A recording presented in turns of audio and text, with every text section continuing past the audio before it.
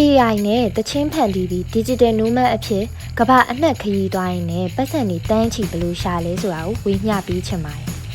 ။ AI နဲ့တချင်းဖန်တီးခြင်းဆိုတာဘာလဲ။ AI နဲ့တချင်းဖန်တီးရဆိုတာကတော့ artificial intelligence နည်းပညာကိုအသုံးပြုပြီးတချင်းတွေတေးသွားတွေနဲ့တန်စင်တွေကိုဖန်တီးတာကိုဆိုလိုပါတယ်။အရင်တုန်းကတချင်းတစ်ပုတ်ဖန်တီးဖို့ဆိုရင်တူရိယာကြီးတီးတက်ရမယ်။တချင်းရေးဆက်တက်ရမယ်။အချိန်တွေအများကြီးပေးရပါတယ်။အခုခေတ်မှာတော့ Sound Draw, Amber Music, AIVA စတဲ့ AI tools တွေအများကြီးပေါ်လာပြီမို့လို့တချင်းရေးဖို့အခြေခံမရှိတဲ့သူတွေတောင်မှကိုယ်ပိုင်တချင်းတွေဖန်တီးနိုင်လာပါပြီ။ AI နဲ့တချင်းဖန်တီးပြီးတော့ပတ်စံရှာလို့ရတဲ့နည်းလမ်းတွေ။ AI ကနေဖန်တီးထားတဲ့တချင်းတွေကိုပတ်စံရှာနိုင်တဲ့နည်းလမ်းတွေအများကြီးရှိပါတယ်။ YouTube content creator လုပ်တာ YouTube channel တစ်ခုဖွင့်ပြီးတော့ relaxing music, steady music, meditation music, lofi music စတဲ့နားဆင်လို့ကောင်းတဲ့တခြင်းအမျိုးအစားတွေကို AI ကိုယ်တိုင်ဖန်တီးခိုင်းပြီးတော့ဗီဒီယိုတွေတင်နိုင်ပါတယ်။ YouTube ရဲ့ AdSense ကနေပြီးတော့ကြော်ညာဝင်ငွေရနိုင်တယ်လို့ကိုယ့်ရဲ့ channel မှာ view တွေများလာရင်လည်း sponsor နဲ့ပူးပေါင်းပြီးတော့ငွေရှာလို့ရပါတယ်။ Royalty free music library တွေမှာစောင်းတာ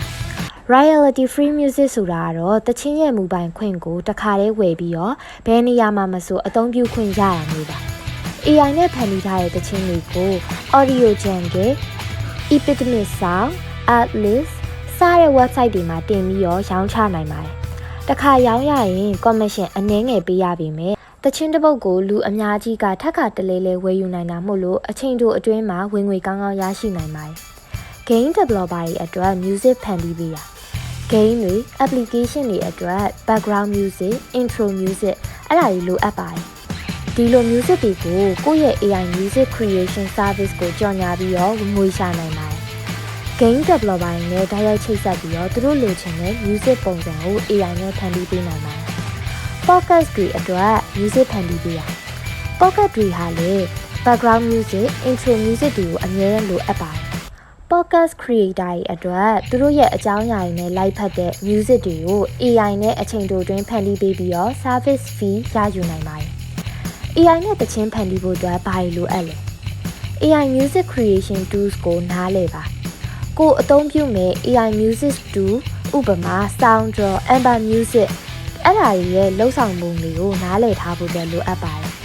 AI tools အများစုကတော့ကိုလိုချင်တဲ့ music genre အမျိုးအစားမှုခံစားချက် instrument တူရိယာနဲ့ tempo အမြန်နှုန်းကိုရွေးလိုက်တာနဲ့တချင်းကိုအလိုလျောက်ဖန်တီးပေးပါတယ်ကိုပိုင် creative idea ရှိပါ AI ကဖန်တီးပေးတဲ့တခြင်းတွေကအလိုအလျောက်ဖြစ်နေတာမို့လို့ကိုပိုင်ပုံစံတစ်ခုဖြစ်လာဖို့ဆိုရင်ကိုပိုင် creative idea နဲ့ထပ်ပေါင်းပြီးတော့ပြင်ဆင်ဖို့အတွက်လိုအပ်ပါတယ်ဥပမာတခြင်းရဲ့အစနဲ့အဆုံးကိုကိုယ်တိုင်ထပ်ဖြည့်တာမျိုးတခြင်းရဲ့ rhythm ကိုပြင်ဆင်တာမျိုးလုပ်နိုင်ပါတယ် music library ကိုအမြဲတမ်း update လုပ်ပါ AI နဲ့ဖန်တီးထားတဲ့တခြင်းတွေကိုစုစည်းပြီးကိုပိုင် music library တစ်ခုလုပ်ထားပါဒီ library ကိုအမြဲတမ်း update လုပ်နေခြင်းအပြင်ကိုယ့်ရဲ့ service ကိုအသုံးပြုချင်တဲ့သူတွေပို့ပြီးတော့စိတ်ဝင်စားလာမှာပါ digital nomad ဘဝနဲ့ဝင်ငွေရှာပုံ AI နဲ့တချင်းတွေဖန်တီးတဲ့အလုပ်ကအချိန်မရွေးနေရမရွေးလုပ်လို့ရတာဖြစ်တဲ့အတွက်ကိုယ့်အတွက် digital nomad ဘဝကိုပိုင်ဆိုင်ဖို့အကောင်းဆုံးအခွင့်အရေးဖြစ်လာပါတယ် AI နဲ့တချင်းတွေဖန်တီးပြီးတော့ music library မှာတင်တယ်နေ့လယ်ပိုင်းနဲ့ညနေပိုင်းမှာဆိုရင်ခရီးသွားရင်နေရာအသစ်တွေကိုလဲပတ်ရင်လည်းဘဝကိုအပြည့်အဝဖြတ်တန်းလို့ရတယ်။တချင်းတွေကို online ပေါ်မှာတင်ထားရုံနဲ့ကဘာအနှံ့အနေဝယ်ယူနေကြတာဖြစ်တဲ့အတွက်ကိုအိတ်နေတဲ့အချိန်မှာတော့ပတ်စံတွေဝင်နေရမျိုးဖြစ်ပါတယ်။တစ်လကိုဒေါ်လာတောင်းချီရတဲ့အခါမှာကိုလိုချင်တဲ့ဘဝကိုပိုင်ဆိုင်ဖို့အတွက်အိမ်မက်တွေတကယ်ဖြစ်လာပါတယ်။အခုလိုမျိုးလွတ်လပ်ပြီးပတ်စံဝင်နေတဲ့ဘဝကတကယ်ကိုပျော်စရာကောင်းပါတယ်။ဒီဗီဒီယိုလေးကနေသင်ခန်းစာတစ်ခုကိုရမယ်လို့မျှော်လင့်ပါတယ်။ဒီလိုမျိုးစိတ်ဝင်စားစရာကောင်းတဲ့ဗီဒီယိုတွေကိုအမြဲတမ်းတင်ပေးနေတာဖြစ်လို့ channel လေးကို subscribe လုပ်ထားဖို့မမေ့ပါနဲ့နော်။နောက်ထပ်ဗီဒီယိုတွေမှာလည်းအသုံးဝင်တဲ့အကြောင်းအရာတွေအများကြီးထပ်တင်ပေးအောင်ပါပါ။ဒီဗီဒီယိုလေးကိုလည်း like and share လေးလုပ်ပေးဖို့အတွက်တောင်းဆိုချင်ပါတယ်။အားလုံးကျေးဇူးတင်ပါတယ်။